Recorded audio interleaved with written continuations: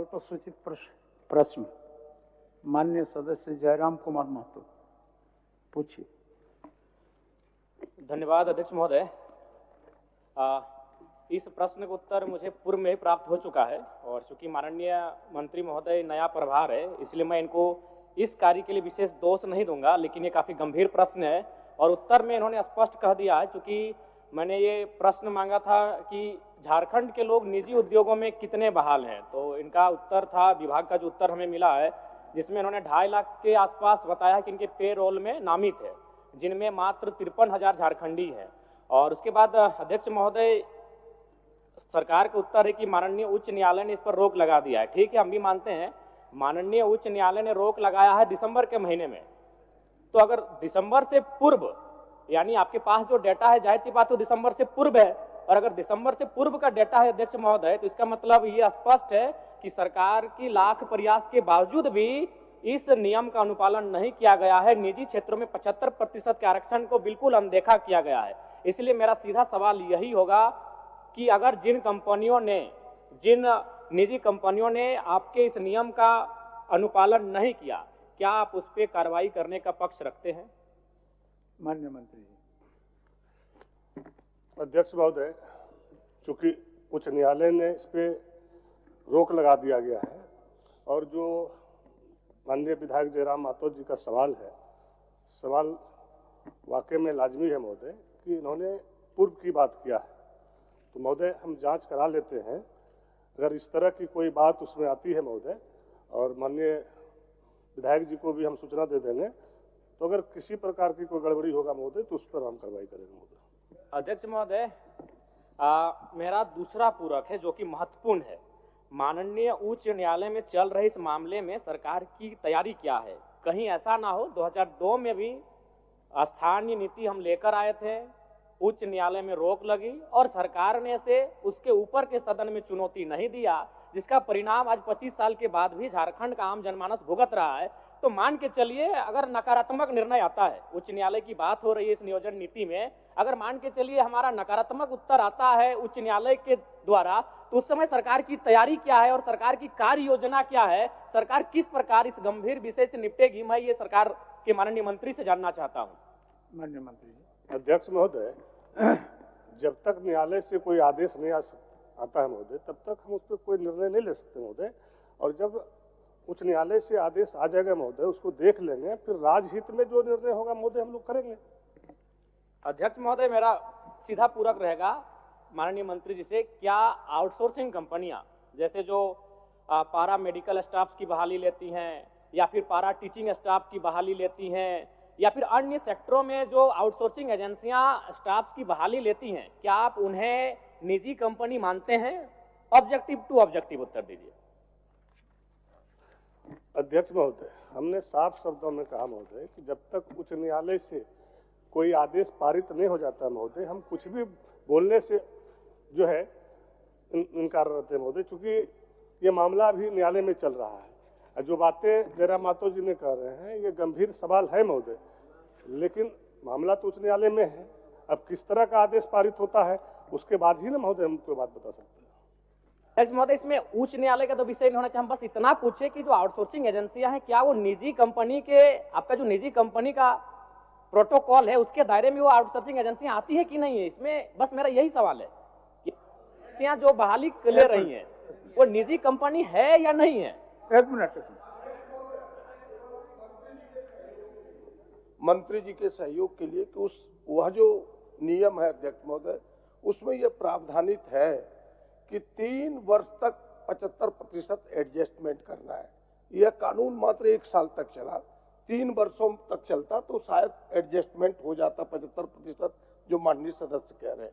और दूसरा, उस कानून में यह भी प्रावधान है अध्यक्ष महोदय कि कोई लोक उपक्रम, सरकारी लोक उपक्रम को अगर आउटसोर्सिंग एजेंसी भी काम करेगी तो वहां भी ये नियम लागू होगा, जो माननीय सदस्य जानना चाह रहे, केवल मंत्री जी के सहयोग के लिए। एक मिनट मंत्री जी, एक मिनट आप बोलिए। एक मिनट मंत्री बैठिए, एक के साथ जवाब दे दीजिएगा। बहुत ही महत्वपूर्ण प्रश्न है पूरे झारखंड के स्थानीय झारखंडी मूलवासी का अध्यक्ष महोदय। माननीय सदस्य जयराम भाई का यही है चिंता कि जो अभी एजेंसी मैन पावर जो रिक्रूट कर रही है सरकार के अधीन, क्या वो एजेंसी को आप निजी कंपनी मानते हैं, हाँ या ना? दूसरा, अगर आप मानते हैं तो उस पर ये 75% यहाँ के मूलवासी, यहाँ के आदिवासी, यहाँ के झारखंडी लोगों को 75% आरक्षण दे रहे हैं कि नहीं दे रहे हैं? नहीं दे रहे हैं तो देंगे कि नहीं देंगे?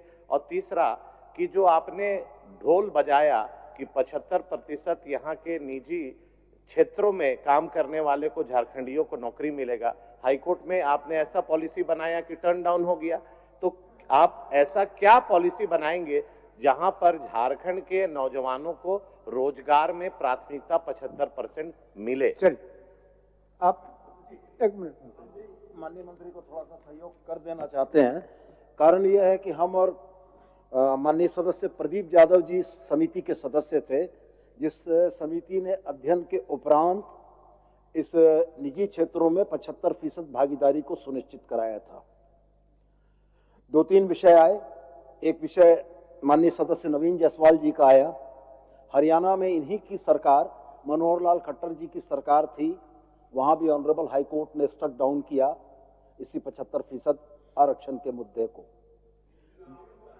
दूसरी बात, जो चीजें हरियाणा हाई कोर्ट ने हरियाणा के लिए लागू की, ऑनरेबल हाई कोर्ट झारखंड ने झारखंड में लागू किया, प्रक्रियागत है, जो निर्णय आएंगे। दूसरी बात मैं स्पष्ट बड़ा कहना चाहता हूं कि कोई भी कानून रातों रात लागू नहीं हो सकता है।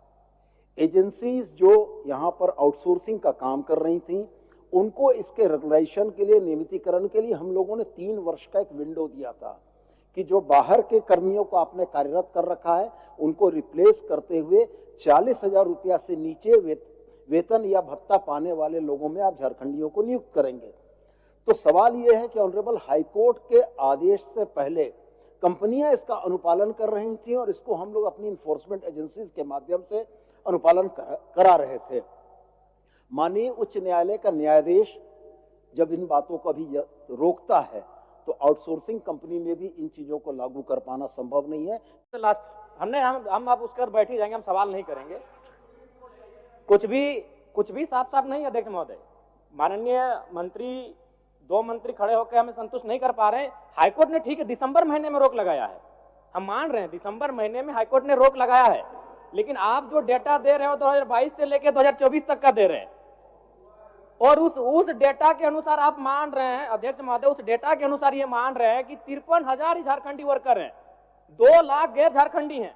तो कैसे हम अपने आप को संतुष्ट कर पाएंगे? ना हम संतुष्ट हो पा रहे हैं, ना आज इस सत्र को घरों में बैठकर जो झारखंडी देख रहे हैं वो युवा संतुष्ट हो पाएंगे। आप खुद मान रहे हैं, आप कह रहे हैं कि आपके पेरोल में 2,40,000 वर्कर नामित हैं, जिसमें मात्र 53,000 झारखंडी है। तो हम कैसे संतुष्ट हो पाएंगे? अगर उसको परसेंटेज में तब्दील करते हैं तो 21% होता है। तो अब किस मुंह से 75% आरक्षण की बात करें? मैं मंत्री महोदय आपको दोष नहीं दे रहा, क्योंकि आप नए आए हैं, लेकिन इससे पूर्व जो कार्यकाल जिन्होंने संभाला है उनसे भूल हुआ है, स्वीकारिए। दूसरी बात, हम बैठ रहे हैं, अब हम कुछ भी बहस नहीं करने जा रहे, राज्य की जनता सुन रही है। मंत्री महोदय, ये प्रश्न 2 बार आ चुका है। जब पहली बार ये प्रश्न आपके पास गया तो आपके विभाग का उत्तर आया था कि 7,473 नियोजक निबंधित है, और दूसरी बार 7,470, 3 नियोजक कम हो गए अध्यक्ष महोदय। यानी मंत्री जी को भी गोल गोल घुमाया जा रहा है। 5 दिन पहले मेरा यही प्रश्न आया था, 7,473 नियोजक थे, और आज मेरा प्रश्न जब दोबारा आया है तो 7,470 नियोजक हो चुके हैं। मंत्री जी को खुद गोल गोल घुमाया जा रहा है। ये इस राज्य की दुर्दशा है। हम कुछ नहीं बोलेंगे अध्यक्ष महोदय। मान्य सदस्य